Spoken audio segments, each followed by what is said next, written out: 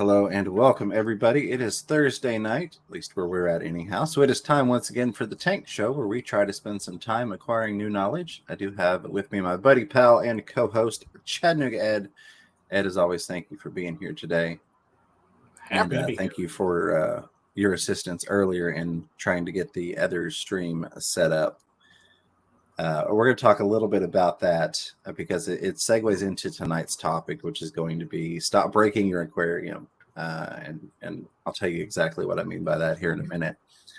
But to tell you the story, what we did, or what I did, I was going to switch back to a streaming software that I previously used, but it's been a while because it's been difficult to have a co-host on there. So I haven't used it in a couple of years.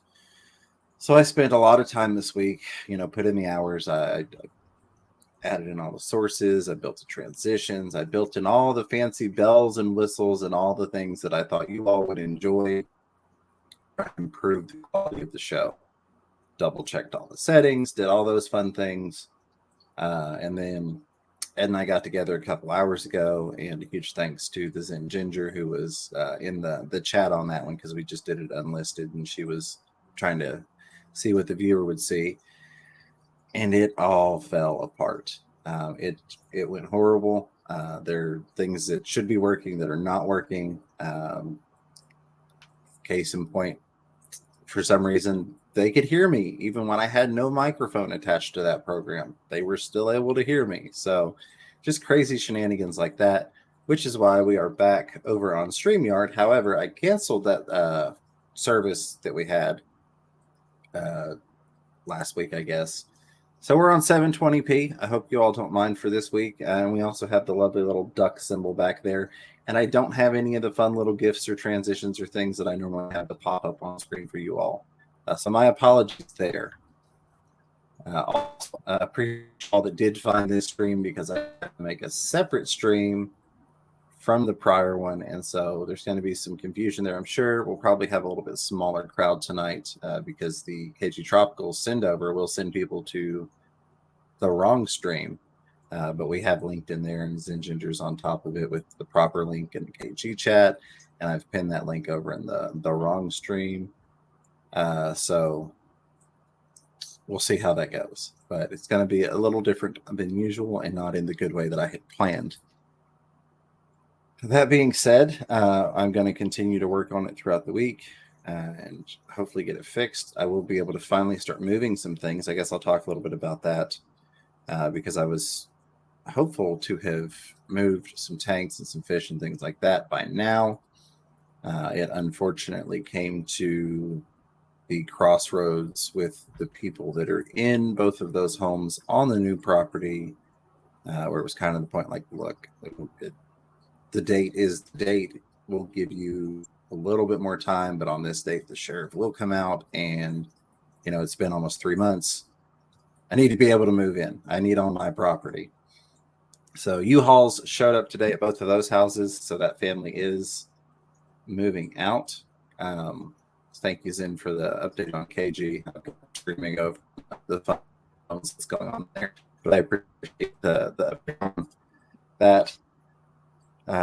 So I should be able to start moving some fish this week, which is good because I had planned to have things moved already, and I've got some fish in different containers that aren't optimal, and they're fine for dropping fry and moving things around, but I don't have them in a full setup. So I'm looking forward to that, and looking forward to being able to share that with you all because I'm definitely going to get some footage out there and then be able to properly test the internet and do some testing and see how that works out. So if things go well with Ginger, and then eventually I'll bring Ed into it because I'm going to start back with square one on the streaming part. You all will hopefully see some test streams on the new software a couple of times this week before next Thursday gets here because it just did not pan out at all, unfortunately. So I appreciate you all. And just being patient as we work through some growing pains here. I was trying to give it a minute for people to roll in before we started on the topic. That being said, let me know in the chat, which, by the way, if you have questions or comments, feel free to throw those in there with the highlighted or with the @ symbol in front of Fish Room Fever, and it will highlight for me. It's going to be a night. I'm still not 100% on my game. I was to the point of pulling my hair out trying to get the stream to work earlier. But we'll make it through. Words are just going to be a little bit harder than they normally are for me, right? But if you put @ Fish Room Fever, it highlights on my screen, and I can read those questions and comments live on the air, just like Skydancer saying hello to myself and Ed, and Matt's Aquatic saying, I made it. Appreciate both y'all being here, and hello. We did have Tom Patterson before the stream even started using that membership milestone super chat. Been a member for 23 months, throwing out that peace symbol and the Fish Room Fever logo. Appreciate it, Tom. Hope you were doing well, my friend. Drinkwater says, I heard that Hawaii just dropped the sales of the native fish for aquariums. I'll have to look into that. I had not heard anything about that. But that being said, I'm not really in the loop, I guess, a lot of times on things like that. And I hear about them after the fact. Then I have to come back and research and evaluate before I can comment on stuff. But I will definitely check that out. Drinkwater. Matt's Aquatic says, hey, just a reminder that the FIFA World Cup is next month. Only happens every 4 years. Can't wait. And vote for Ecuador. It's a laughing face. They rarely get, but this year they did. There you go. Absolutely. No horse in the race, so to speak. So be happy to root for Ecuador. 100%. Well, I think they're playing an Arrowhead too in Kansas City, which is cool. Okay. Nice. Yeah. Let's see. It's one of like the 5 or 6 places they're playing because they play all over the joint, but they just need giant stadiums, so they're doing Arrowhead. Oh wow! Very cool. Yep. Very, very cool. So I guess my thought for tonight was in me with things, trying to improve things, and just completely breaking this in terms of streaming and the program and all of that. I saw a nice little parallel there in terms of what I see a lot happen in the aquarium hobby. Particularly, wow, what a trip to get here. Only Oscars, I'm glad you made. I did explain all the shenanigans on what happened. I won't go back through that now that people are transitioning over, but thank you for being here. But I did see a parallel in my mind between me going through tinkering, breaking things, all that good stuff, and people doing that in the hobby, particularly people that, are fairly new to the hobby. That can happen a lot. So I guess to clarify, what do I mean by that, or what am I talking about?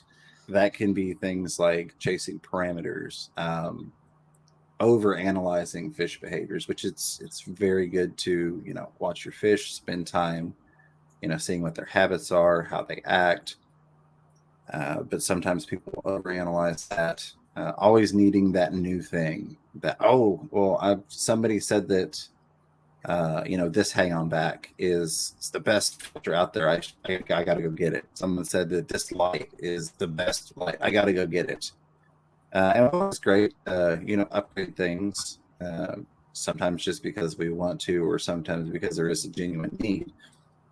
A lot of times, hey, Regina Phalange's saying, whoa, teleportation, the way to travel. Absolutely. Appreciate y'all coming over. And thanks to KG Tropicals, keepfishkeeping.com for the send over. Appreciate John and Lisa, as always, even though it was a little bit of a rough teleportation tonight because I broke the stream. But going back to breaking tanks, and I'd love to hear from you all in the chat. What are some ways that either you yourself or maybe people that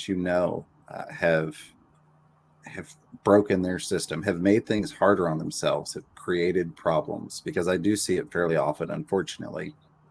And it's something that, while I understand from, an analytical mindset from somebody that's always analyzing things, whether I want to or not. Hey there, Mountain Greenery, good to see you. I do find that oftentimes we think ourselves into problems that don't even exist. And we'll talk, parameters is a big one. A lot of times, and hopefully there's some people that maybe, that are facing some of these problems. And people or not knowing better, I suppose would be a good way to put it. Because we all make mistakes and we've all killed fish. And if you haven't killed a fish yet, you just haven't been in the hobby long enough, as I like to say. But you do get people that they'll do the due diligence, they'll do the research, they'll look and go, oh, well, this tetra, it needs to be at 70 degrees, and it needs this pH, and it needs this specific dietary requirement, and they will chase their own tail in circles trying to optimize all of those things. You go, well, my water comes out of the tap, half a pH off, so I'm going to use some pH up or some pH down, and I'm going to constantly try and mix the water to do that. Now, that being said, there are some specialty cases which that is applicable, and you do need to focus on specific water parameters, but those are going to be things like Caridina shrimp versus Neocaridina, or if you're trying to breed certain things, you do have to chase some numbers. But generally, in terms of the hobby, you really don't have to. Fish are highly adaptable. Most oftentimes, fish can adapt to the water parameters that you have. The biggest exception being if you have really soft water and like you're trying to keep guppies, then you're buffering up with crushed coral. Or you could do other things, but I primarily recommend that. That is one of those cases where you're not so much tinkering as you're trying to gradually bring something up with a set amount. So like say you're adding in a pound of crushed coral per X amount of gallons. You're not going in there every day with your pH up and your pH down going, oh, my pH needs to be at 7.4. And it came out of the tap at 6.8. So I added some pH up, but I put too much in because I'm still not, familiar with it. So now it's at 7.6 and I'm going to put some pH down, and now it's at 7.2. You see that a lot, or at least I have in the questions I get. And temperature can be the same thing, trying to chase a perfect temperature. What I look for when I'm trying to get a tank set up. So if I'm setting a new tank, I want to put some fish in it, as I will look at a temperature range. And even oftentimes those can be narrowed, maybe more than they have to be. But I find that they're typically safest for beginner hobbyists. But I'll look at a temperature range. So if I've got a fish that can go from, we'll say 72 to 82, and then I've got another fish that I would also like to keep in there, and that fish can go from 76 to say 84, 76 being low end. You've got some buffer room in there. You have some overlap where you can say, okay, both of these fish are still within their parameters, and I can set it somewhere around here.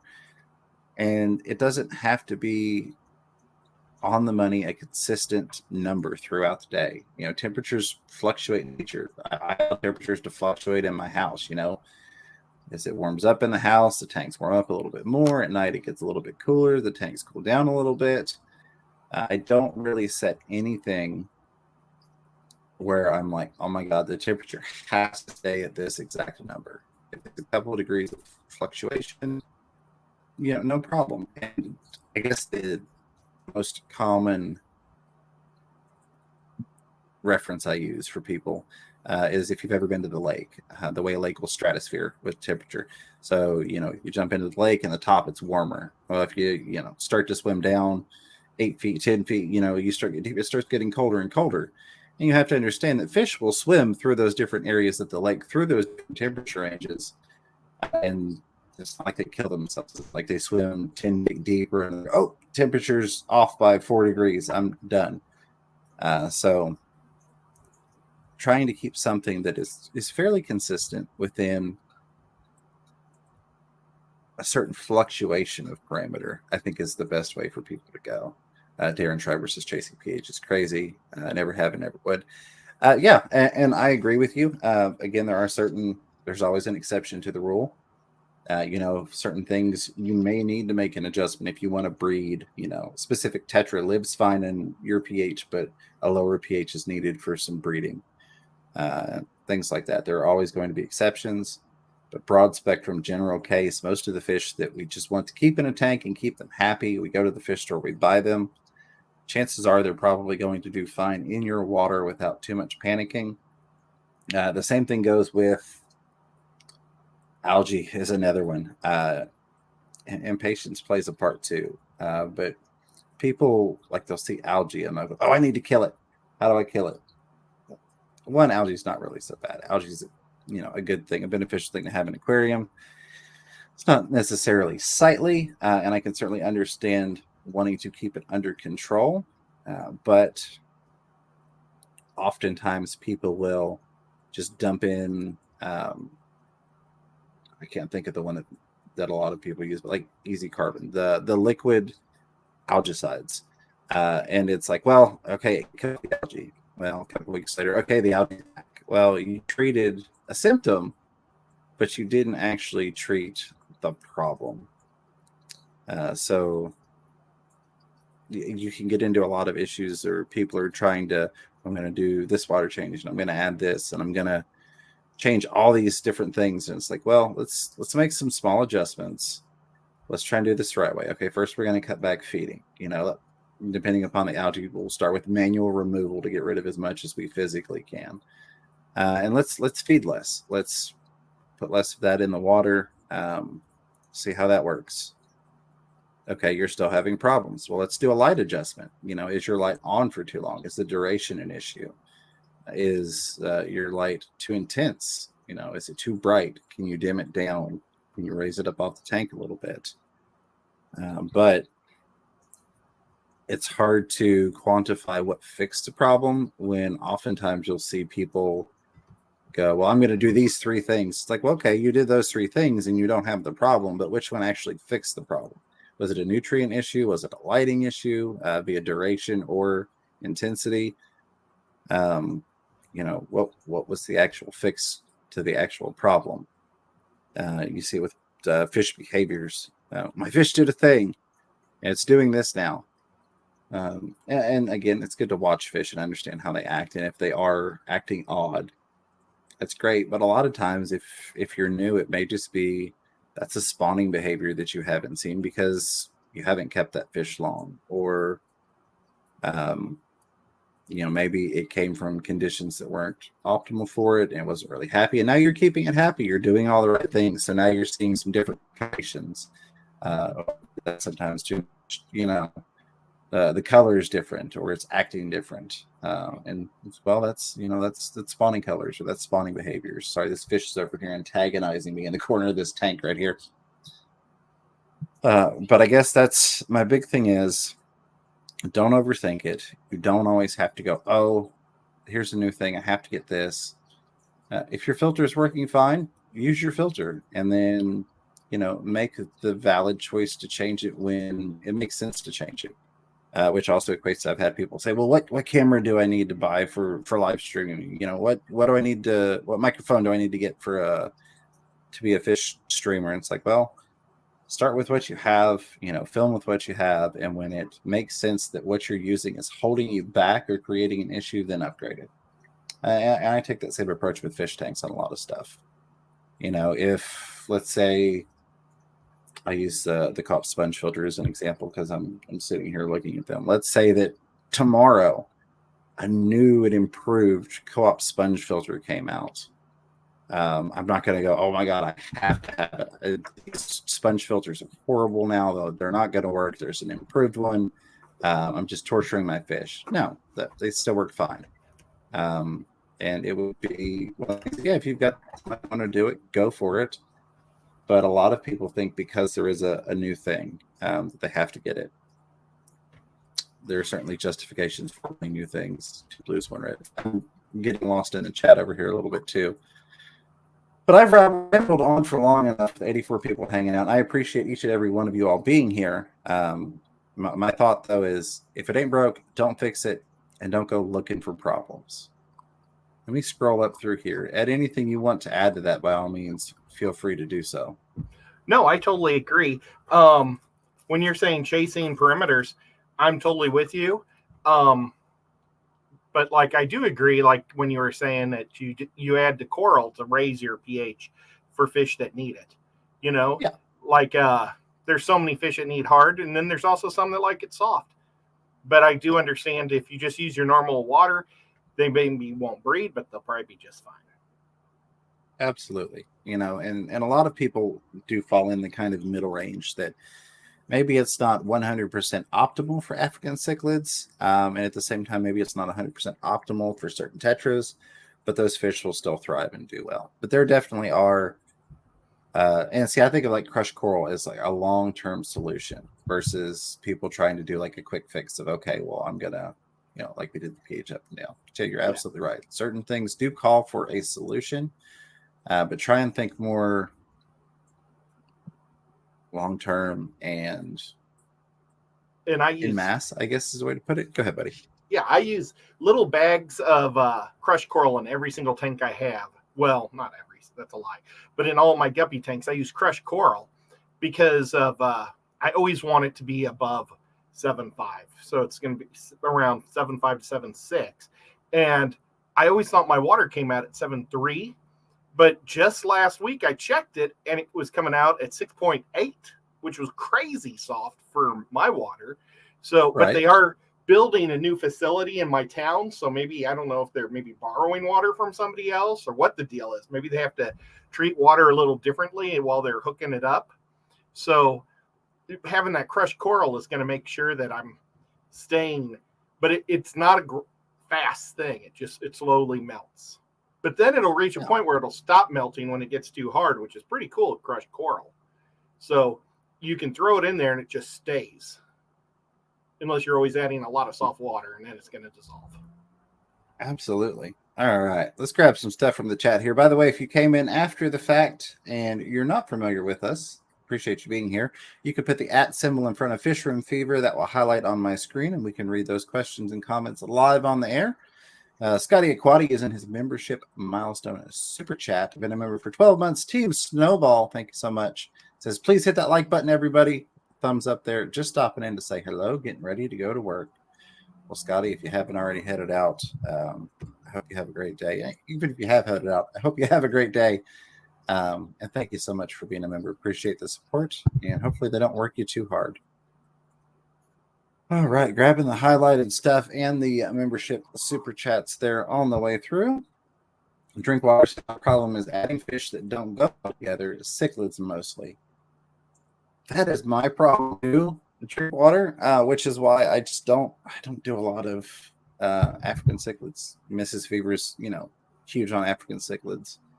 That's her thing, and I think it works well that way in terms of the two of us. She's got her things, I've got my million things, and then I can go, hey, can you give me some advice on these African cichlids, because I'm not the African cichlid guy. But yeah, I never had great luck personally. I am someone that likes to try having fish together that maybe shouldn't go together, and African cichlids is not the place to try that in. I have found my personal experience. So I do other things, but I can totally understand that. Drink water. Vegas Sisterina says, hey, James and Ed, been cleaning house and forgot to do my stream. Please let everyone know I'm sorry for me. Absolutely. Pegasus Sisterina says she is sorry that she did not do her stream. Hey, there's always next time, Rena. I appreciate you being here. Appreciate you being a member. And we'll catch you on the next go around. Xanadu using that membership milestone super chat. Been a member for 23 months. Says, hello, Fish Fab friends. Much love to you all. Xanadu, much love to you as well, my friend. Appreciate you so very much and all your support. Just being an all-around cool dude. Drink water got 3 jewel cichlids, 2 blue and 2 red, or 1 red. And I don't know, I've never really looked at the blue ones, but that's the blue. And then we caught a red one down in Florida, remember? Oh, yeah. Yep. So we got one that looked like that, but I've never seen the blues. That's very cool. Definitely. Very cool indeed. I like those. That makes sense now, because I saw the 2 and 1 in the chat, and I was like, I don't know what we're voting on colors for, but okay. So that makes sense. There was something here wasn't highlighted. There it is. Leslie Perry, also an awesome member. Thank you so much. Says, since John and Lisa won't be streaming for the next couple weeks, any chance y'all might go on earlier? Yeah, if John and Lisa aren't going to be on, we usually will kick the time frame up a little bit. That I guess helps, keep y'all occupied in that time that you normally have something to do, but it also works out well for us in that we can get on and hang out with you all a little bit earlier and then move on to doing other awesome fishy things, Oftentimes by the time we get done with Ed's stream, I'm like, all right, guys, I got to go before the lights off because these brine shrimp need a feeding to these fish. So it's always nice to get done a little bit earlier, so to speak. So yeah, if they're not streaming, you'll see us bumping up earlier the next couple weeks. Sarah's asking if anyone is getting choppy audio and mini freezing or glitching, or is it just her service? It could very well be mine. I have been fighting the losing fight with Comcast as of recently. I don't know why. I mean, just like I tested it earlier, and we've got 200 and something down, and I've got 30 up. So there's no reason streaming hardwired, not over Wi-Fi, streaming hardwired in 720p instead of the usual 1080, that there should be any issue with 30 up. I mean, technically, you can stream 4K 60 frames per second. The bottom end is well, I won't go into all the technical, but technically I have enough up that I could do 4K 60 frames per second and have enough up bandwidth to do it. So there's no reason it should be doing it at 720. So my apologies. I'm hoping once we get moved, maybe the problem won't happen there. Because it's a shame. We pay a lot for internet, and I don't know why it's doing that. It's been noticed in the gaming as well. You know, the missus and the kids like to play on the Xboxes, and it has been noticed on there. We've done all the modem resets, talked to the people. Everything's fine. I'm like, well, it's not fine because I can't even stream without there being issues. So my apologies, but That'd be frustrating. yeah, we'll keep working on it. And again, we're in the process of moving, so hopefully it'll be a non-issue once we get moved out. Do you think your neighbors Drink could water. be stealing your line? It's possible. I highly doubt it. Both of the neighbors have, been here for over a decade. There's nobody. The trailer park we're in, the side that I'm in, everybody owns their home. They just rent the lot, so it's not like the people come and go much. It's been the same faces for a decade in here. I think we're the newest people in here, having gotten this place from family. And there's no way he lives next to a guy that has 2 Corvettes. There's no way that guy's going to be stealing your stuff. And these are nice Corvettes, not like some old crappy ones, but they're fancy paints Corvettes. Absolutely. And I forget about that sometimes. But yeah, a very good point. Drink water says bad to the bone. Bad to the bone. Absolutely. Where was that question? There it is. Juliet says, doing a tank cycle on a new tank. I do have some algae eaters and snail in tank. My ammonia was 1 part per million. I did a 90% water change. Did I mess up my tank cycle? So no, I won't say you messed up your tank cycle. I also so what's the best way to put this properly? Did you need to do that 90% water change? No, absolutely not, because you do need ammonia, which will then foster beneficial bacteria, which will transition that into nitrite, which will then foster beneficial bacteria, which will transition that into nitrate. So you need ammonia in there for that process, which is why when people do a fishless cycle, you have to add something. You either have to add in ammonia by some source, whether it's, I've seen people do pure ammonia in the bottle. I've seen people urinate in ponds. If we're being honest, to get a source in there. You can add the quick cycles and things like that. You have to have some bad in there to create the good, I guess is the best way to put it. But did you break anything by doing that 90% water change? No. I would just let it be. Again, you're going to want to see some ammonia creep into there. And then what you're really looking for is you're going to be looking for that nitrite to show up. Once that nitrite shows up, then you'd be testing and watching for the nitrates. And that's when you're starting to see a cycle.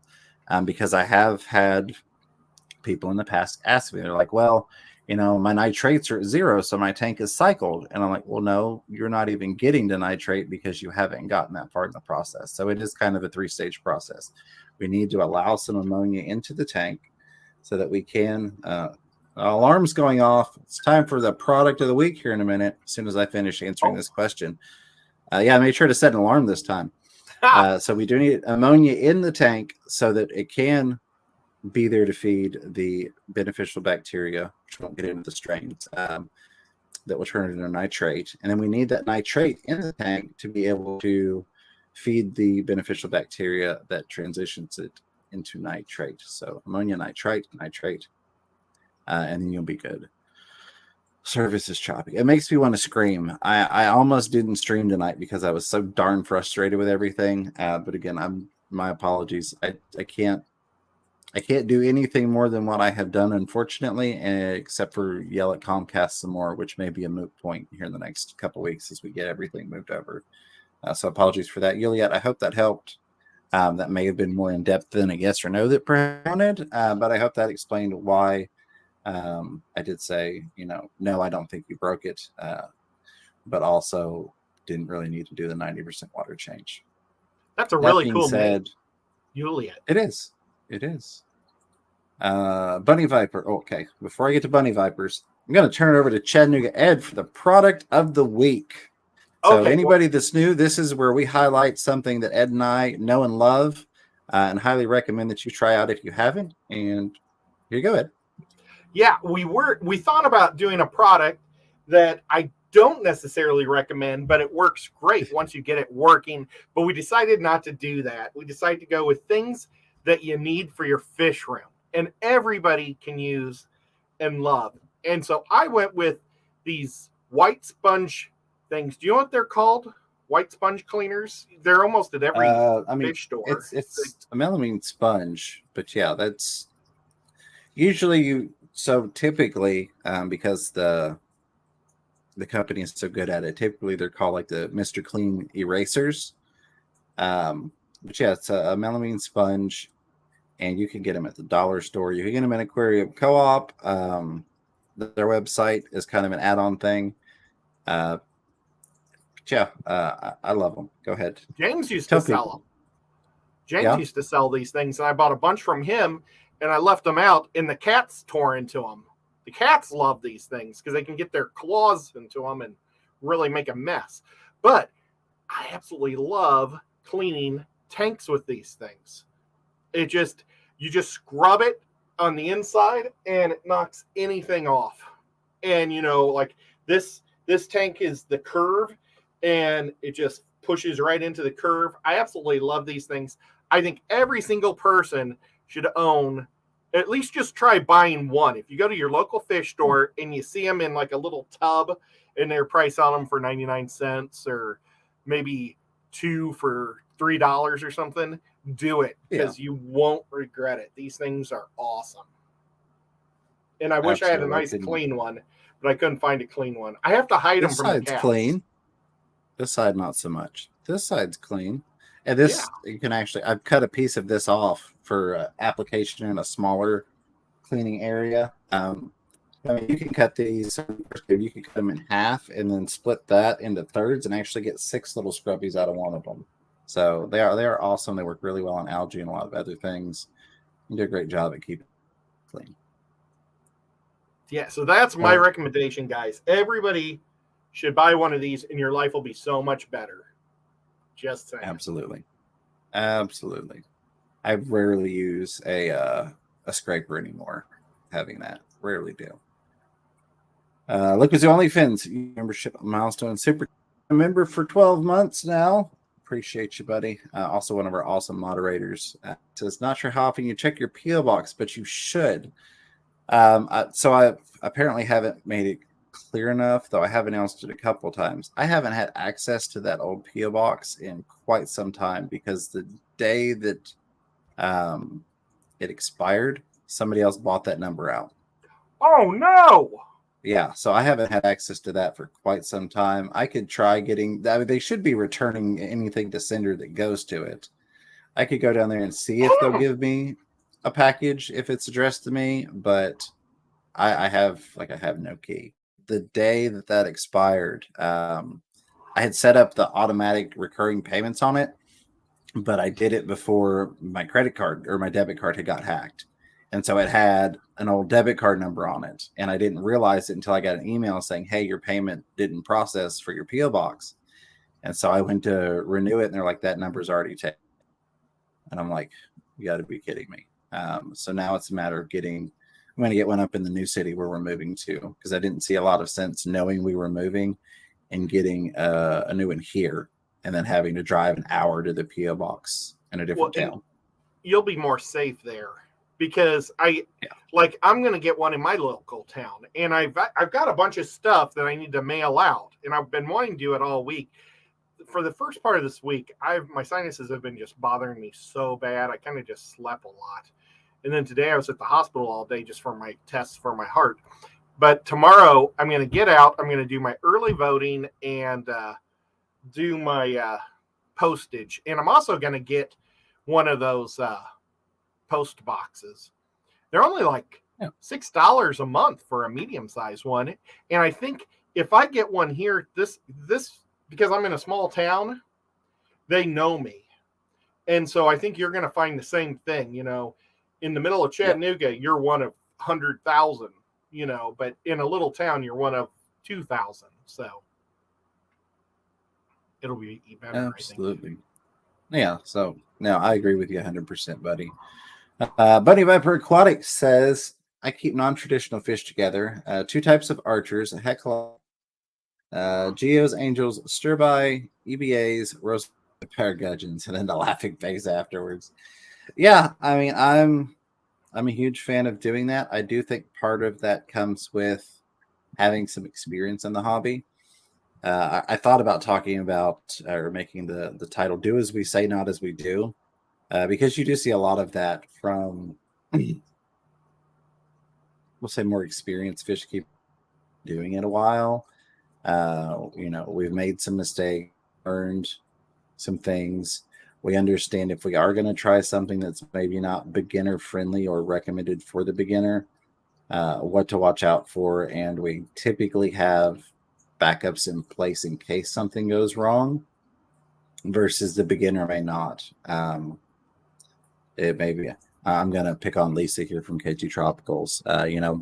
When she snuck and bought that arowana that John had said, nope, that's not going to go with mine. And then they ended up that night having to go out and get another 55-gallon tank to put it in because it wouldn't go with his. It happens. People will get things that they're new and they go, well, this probably shouldn't go together. And they're not really prepared for in case it doesn't, even though there is an off chance that odd things will work. And that's part of where I find some fun in the hobby, is trying things together that may not necessarily work. But being prepared in case they don't. Gabriel's Glass Boxes, what's going on? Says, talking crazy tank mates, I have a 20 long with a young angel, young convict, 2 female bettas, 4 zebra danios, a couple tetras. So far, so good under constant observation. Yeah, and that's another thing. Observation is definitely critical. And that's what you get a tank for, is to watch it. So yeah, it's absolutely. A double bonus. Yeah, and Gabriel's Glass Boxes did say, I got backup plans. That I think is one of the most defining factors between a hobbyist with some experience under their belt and someone that's fairly new to the hobby or brand new to the hobby, is people that are a little bit more experienced will go into a situation that's not typically or necessarily ideal, but will know that it's not necessarily ideal and will have a follow-up plan in case things go wrong. Whereas a lot of beginners, they sometimes through no fault of their own, sometimes it can be misguidance from a pet store or pick whatever influence you want. They end up with some things that quote unquote shouldn't go together, and they end up not working out. They're like, well, I tried that because so-and-so said this would work, and that was horrible. I had that experience with African cichlids years and years and years ago. I didn't really know much about them, and then I was getting some, and the guy's like, oh yeah, this will do great. This is exactly what you should do. And it was a massacre, and kind of find out it was not really what I should do. It was just this guy wanted to get rid of his tank because the fish kept killing each other off. And so he's like, no, this is great. You should definitely buy my setup. It's perfect. I love it. But such is life, c'est la vie. And I should have done even more research than trusting the guy I was getting the fish from, oddly enough. Yeah. I mean, I know people love cichlids. I just don't. I love discus and angels. And I, it's to each their own. I don't have any hard feelings or hold any animosity or think any less of anybody that keeps different fish than I do, which is unfortunately a big divide in the hobby. Well, if you don't keep this, I don't consider you a fish keeper. Well, that's your call. I think to each their own, and we all have wonderful options to choose from, and we don't have to all like the same thing. We do all like keeping fish in glass boxes, so there's commonality there, and I think we should focus more on the commonality than the division. But I won't go into that rant tonight. Well, my 200's in front of me, and I have 4 cichlids in there.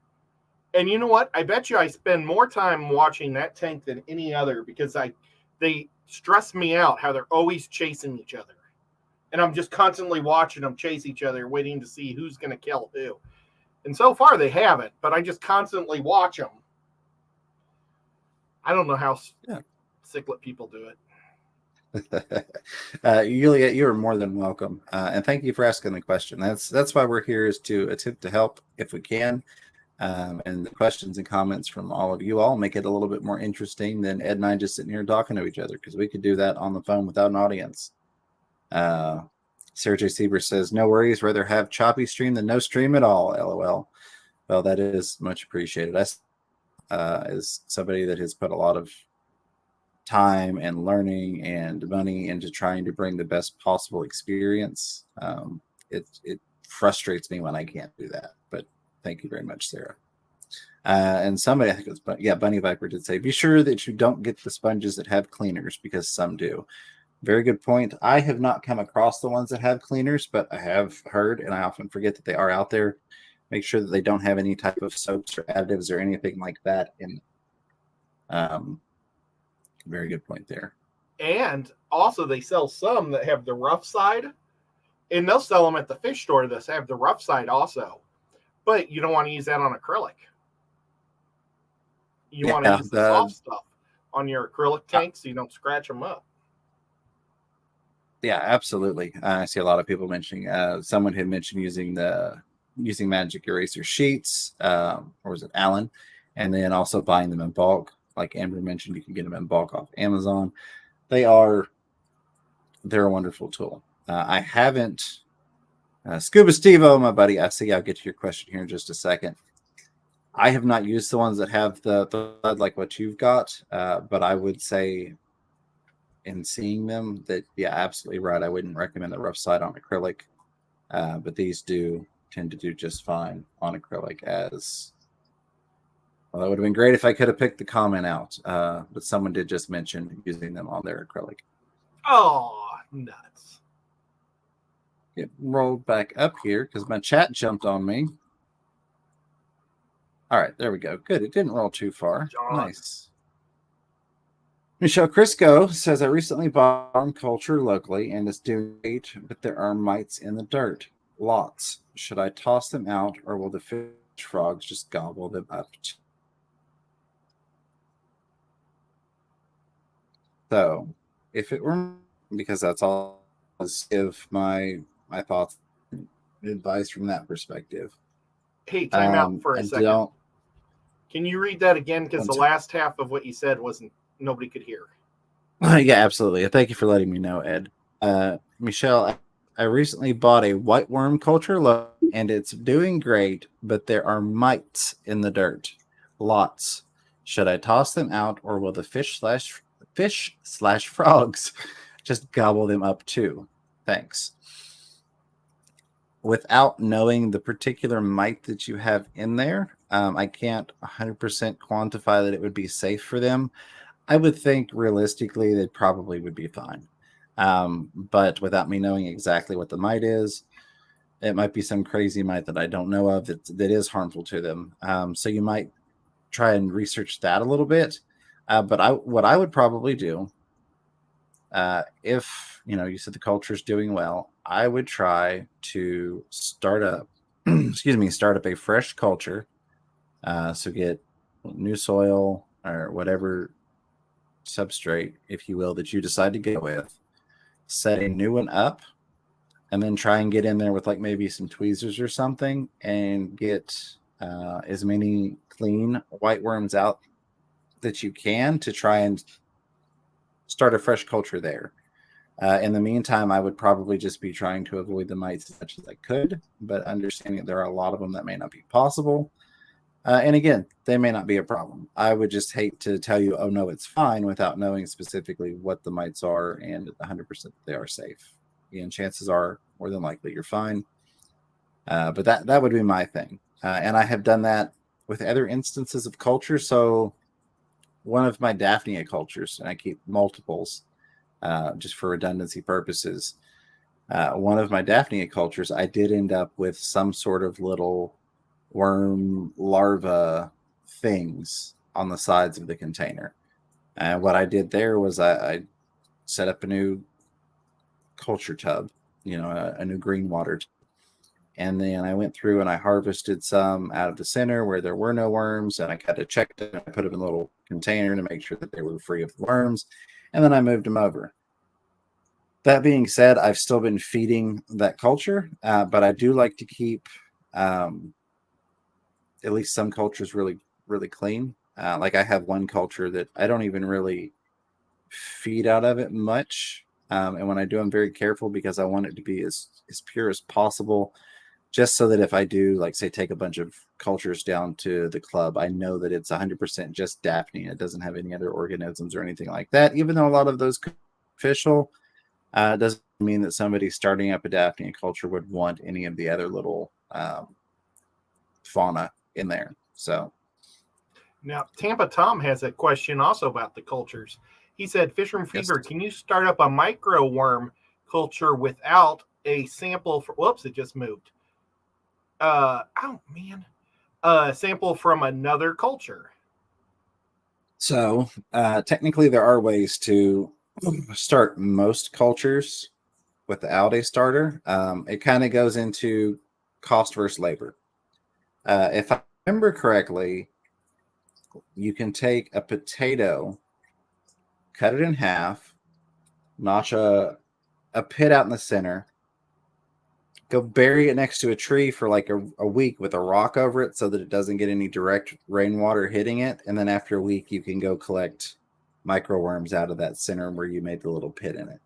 Holy cow. I never heard that. That's so cool. That being, yeah, I saw that on a YouTube video somewhere. Credit lacking, my apologies. I have no clue. I've probably watched 300 videos on microworms and nematodes and all that good stuff. But I know somebody out there did it somewhere. So technically, no, you don't need a starter. Tampa Tom That says being that's said, awesome. yeah, and feel free to give it a try. And maybe you can go on the YouTubes and you could search microworm no culture. That would probably be the best way to find some different videos of how to do it, because I know that there are ways to do it. Just like you could go collect, I could have gone and collected Daphnia from the duck pond that we have here in Knoxville. It's got a good concentration of Daphnia in there. I just found it more efficient for me, and I guess you could say a safer source to get it from a fellow club member. If I didn't have that fellow club member, I probably would have gone and tried that, because I'm very much, I should say, I'm cheap. I try and do things as DIY as possible, as inexpensive as possible, something that a lot of people can follow up on without having to spend a lot of money. So yeah, if I hadn't been able to source it and I went, oh, it's $35 to order a Daphnia culture on eBay, I'm not doing that. I'll drive down to the duck pond and collect some. So I always encourage people to give little projects like that a try, and also let me know how it turns out if you do try that out. Let me see what we got here. Darren Schreiber, good to see you, says, I have a Venustus in a tank with 5 female South American convicts. They do the dance and all the mating tells. He is their man. Well, there you go. He's the man. I like it. That's very cool. I think it's so fun once you learn different fish and what their kind of mating behaviors are. And you can acknowledge and see, oh, hey, I know what they're doing. They're not just acting weird. I know what that is. And that's pretty cool.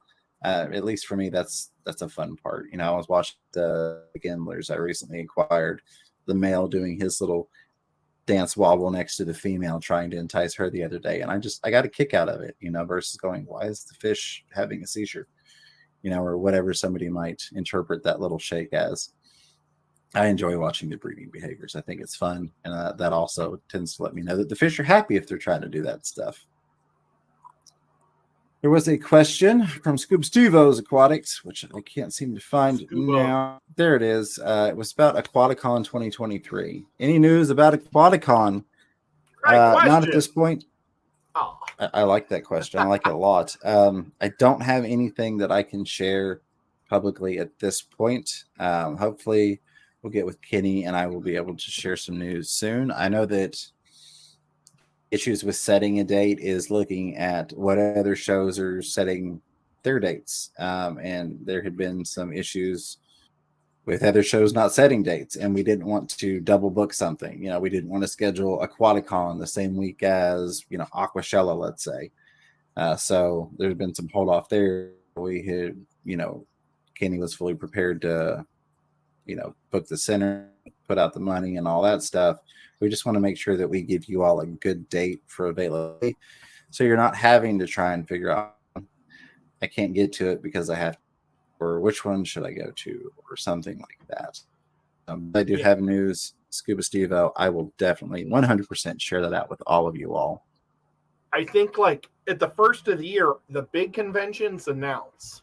Like we can't say when Aquashella is doing it yet, but we can say they've confirmed 2 dates so far. Still working on the 3rd.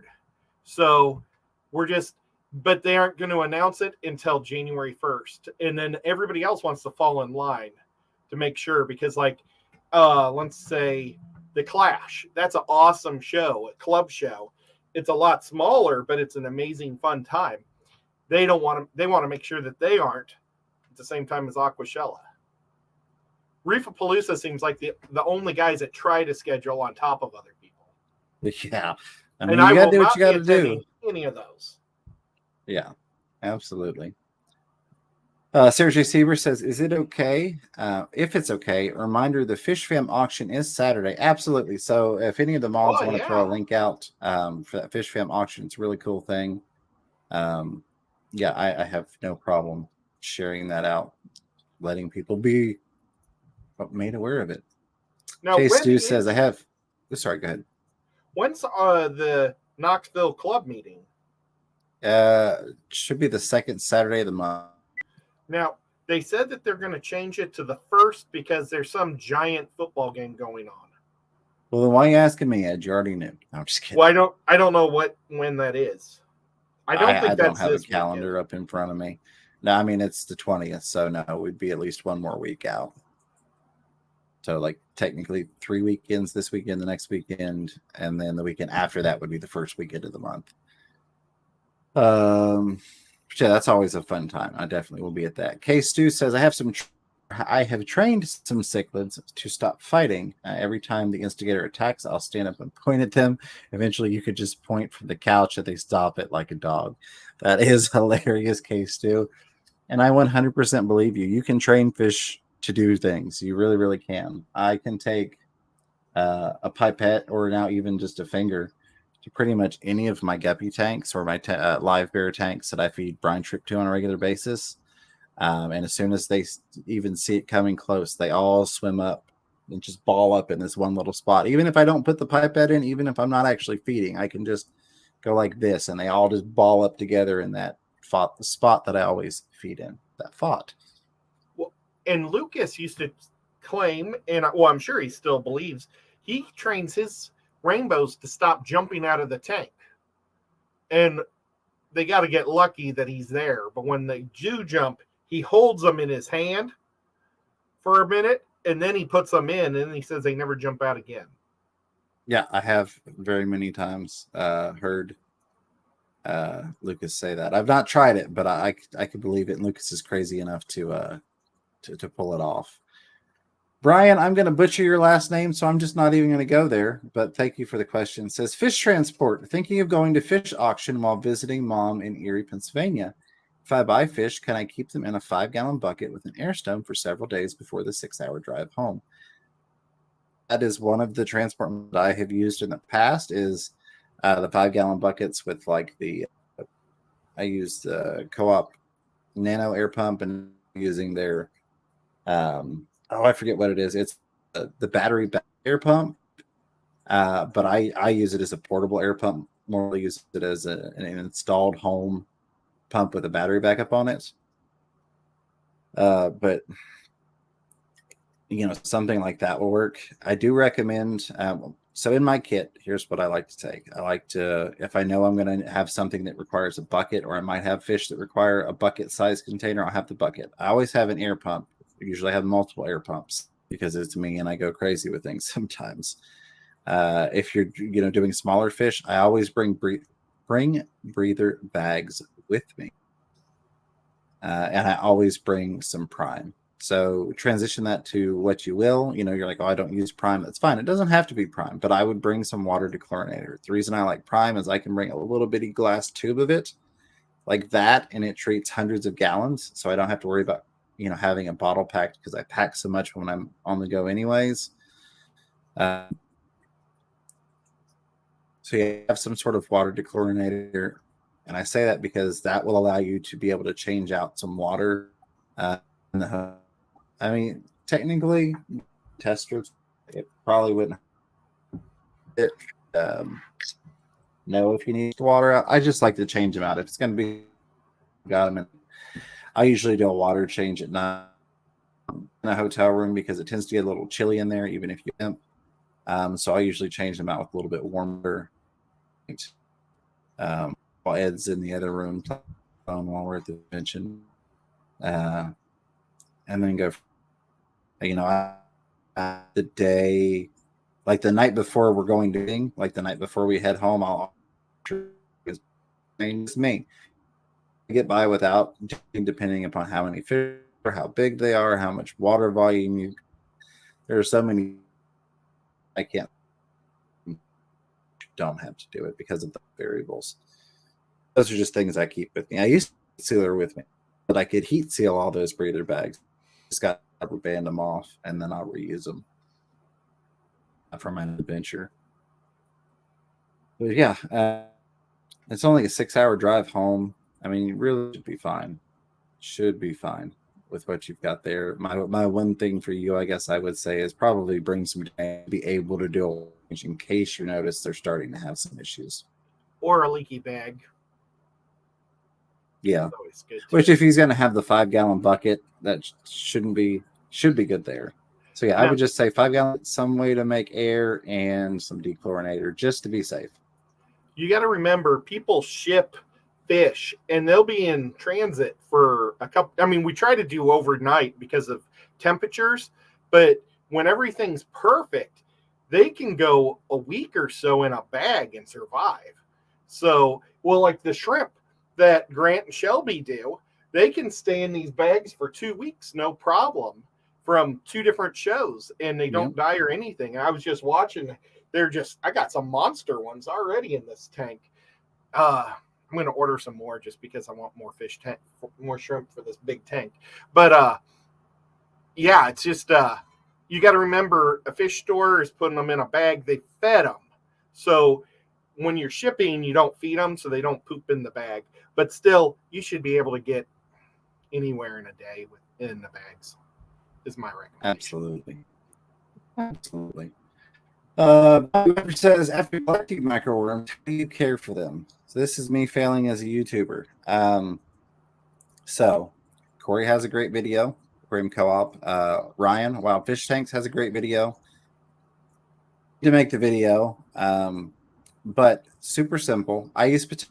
You can use oats. You can use a couple other things. I use potatoes. I use instant potato, just the plain old instant potatoes in the box, little flakes. The one thing that I haven't really seen anybody share is the mixture. There's like, well, you just kind of like this. So I'll share my secret sauce with you. What I have found is that I will use 1 cup of potatoes to 5/6 of a cup of water. So slightly less than 1 to 1, because I have found 1 to 1 seems to be a little bit too runny if I have 1 part water to 1 part potatoes.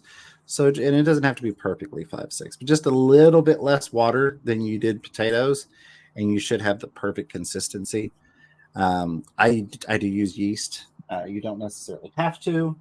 I've seen people do it without it. I was looking to see if I had one of the little yeast packets. I don't have. That's not going to tell you. Just yeast from the grocery store. Sprinkle a little bit on there. You can mix the yeast in. You can leave it sprinkled on top. I've tried it both ways. I didn't see a huge difference. I've seen people do it both ways. I just sprinkle it on top. I mix my potatoes up. I sprinkle a little bit of yeast on there. Then I take that culture and then I just kind of spread it over the top. Again, that's one of those I've seen people like mix the culture in, spread it over the top. There you go. And it's super simple. And then 3 weeks, a month later, I make up some new potatoes. I transfer some over. I usually make out a lot more cultures when I do that because really you just need a little sample of them to start one up. So like the containers I use, I can get to this one without sliding back. See, I still have this one empty in preparation of making the video, which is why there aren't worms in it. Even a container like this, you can use something like that to be able to go along the sides. I mean, you could make 100 cultures out of one of these once it's, developed and it's time to change it out. And you'll notice it start to get runny, and you'll notice the worms the nematodes kind of all fleeing up the sides of it. And that's when it's time to change it over and transition. And you just I always skim the top because that's really where you will find the nematodes at, little worms. And just do a little dollop on the new potatoes I made up, kind of spread it around over that, put it in there. You're good to go. I do always put a hole in, refill in that right there so that air can transfer through, but little bugs can't get into those potatoes as they sit. Super easy. You don't have to do much with it. Really great food. It's one of quite a few live foods that I've got that I feed daily. I have a video from 2020. There you go. I do it. And I do it a different way also. I use bread, milk, and yeast and a little bit of water. See, I've heard that with white worms, but I've never seen anybody do it with the Walter worms. I'm curious to kind of try that because it works just fine. And yeah, See, I have a problem with smells. And the other techniques make me gag real bad because the smell's so horrific. But with the bread and the yeast, it kind of smells like stale beer. It's not too bad. Well, and I don't know. I'll put it this way. I have 6 of these right over there by the doorway, all filled with funky rotten worm potatoes. And I have people walk in here. Say my mom was over the other day, and she didn't notice any smell whatsoever. I don't notice a smell. Well, it's only when I open it and clean it, pull some out the stick. I sniff, unfortunately. Yeah. It's like, these don't smell right. But yeah, I haven't noticed the smell. But that's also why I like the potatoes over the, the oatmeal. Is because to me, the oatmeal did smell worse. Some people it didn't. So it's just kind of a personal thing. Kind of find what works best for you. Before we wrap it up, because we are a couple minutes over, I do want to say a huge thank you to Mike's Aquatics and Things. Sorry I didn't get to it sooner, buddy, but Mike gifted 5 Fisher & Fever memberships. So a huge welcome to the Fish Fam for Bunny Viper Aquatics, Brian, not going to butcher your last name, Craig Doniger, Craig's Catfish Cave, Michelle Crisco, and Darren Schreiber, all gifted memberships by Mike's Aquatics and Things. So welcome all of you all to the Fish & Fever family. You got 30 days of freeness that you can go poke around behind the scenes, look at some of the members only stuff. And of course, you get access to the emojis and stuff like that. And a huge thanks to Mike's Aquatics and Things for doing that. Very much appreciate you, my friend. All right. That being said, I know we have a couple more questions and comments we did not get to. I apologize. We try to get to everything that we can. I'm trying to see if there's anything that is super critical. Whips World, thank you so much, buddy Whip, $2 super sticker or super chat, late and coming in hot. Appreciate you, Whip. Always good to see you, super chat or not. It was so much fun getting to hang out with you in Chicago, and thank you once again for the pizza and everything else. A shout out to Little Breezy, one of our gaming friends of the family who's in here hanging out. I've been getting more and more of those people popping in to say hi. So hello, I did see you in here, and I wanted to say hello. There was one question about something in a 10 or 20 gallon that I cannot find, and then we'll switch it over to Ed's. I think it was about eating decaying plants. Where was it? It wasn't highlighted. Oh, there it was highlighted. Nina Franklin said, what creature can I put in my 10 gallon or 20 gallon that eats dead plant matter? A lot of snails will do that. And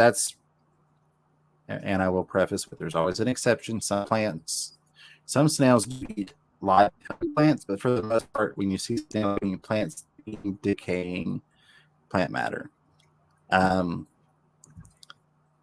guess my focal point would be what's happening to the plants they're dying off. That you, again, it's kind of trying to find the root of the problem versus just putting a Band-Aid on it. But if it were me and I needed some dead plant matter eaten that I wasn't just going to manually remove, it's like, well, I'm not taking it out. I would probably get some snails in there. And I would probably go with something that's slightly invasive. Maybe do a ram's horn snail, because those tend to breed out rather quickly. They're not quite as quote unquote bad as pond snails or bladder snails. And do something like that. It's also going to be probably cheaper to do a bunch of ram's horns than it is to do a whole pack of mystery snails to start with. So that would be what I would go for. But I would, unless you want the dead matter in there for some reason and you don't want to clean it out manually, but you want something to be eating on it, I would get to the root of why your plants are dying, which is probably a nutrient or lighting deficiency. It's a whole other thing. Maybe you're adding dead plant matter, and I don't know. So I'll shut up and just answer the question you asked. And shrimp. Shrimp will eat anything dead. Yeah. They will. They do a lot of grazing. They are constantly grazing. All right, we're going to wrap it up with that. Totally off the fish topic. Atomic asked, what are the tattoos? That one is not going to be shown like that. There you go. You can't see that. And that one is the Reaper that you can't see from that angle either. But that's what those are. A huge thank you, Ed. Here, we could do this. Let's try this.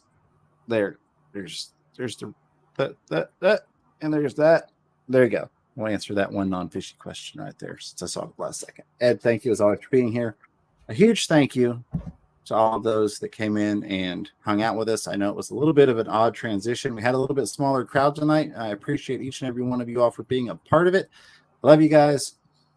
A huge thank you to all the moderators, members, lurkers, listeners, super chatters, contributors, questioners, commentators, and of course the replay crew. I love you guys. Until next time, keep your fish healthy, keep yourselves healthy. Don't be afraid to catch yourself a little fish from fever. Chattanooga Ed is up next with Crafted.